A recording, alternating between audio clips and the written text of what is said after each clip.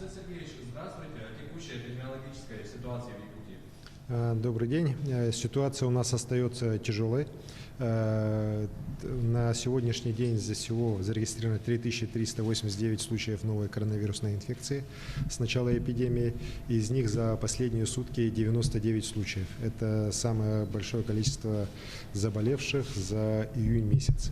В течение суток. Из них 74 город Якутск, по 5 случаев в Нерюнгри и в Намском районе, по 4 случая в Мегано-Кангаласском, Мирнинском, 3 случая в Алданском и есть в нескольких районах единичные случаи. Это говорит о том, что все-таки у нас по городу Якутску, к сожалению, за последние дни опять есть определенный рост заболеваемости, так и практически по количеству заболевших Якутск вернулся где-то на 2 недели назад. Ну а по республике у нас по районам есть серьезное увеличение по ряду районов, которые необходимо сейчас локализовывать и делать чтобы болезнь дальше по районам не распространялась. К сожалению, хочу сказать, что, судя по всему, у нас у многих людей просто немножко притупилась ответственность. Все решили, что режим самоограничения можно ношением маски на этом ограничить. При этом даже по городу Якутску видно, что маски носят далеко не все.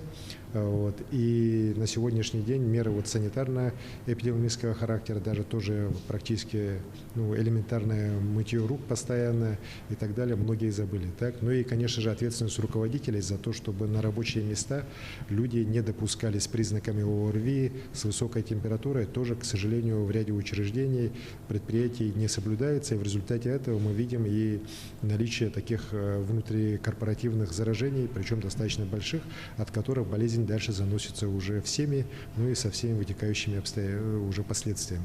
Поэтому здесь и руководителям учреждений и предприятий надо все-таки все меры соблюдать так по замеру температуры, по недопущению таких работников с ОРВИ на рабочие места, но и населению в целом надо тоже подтягиваться.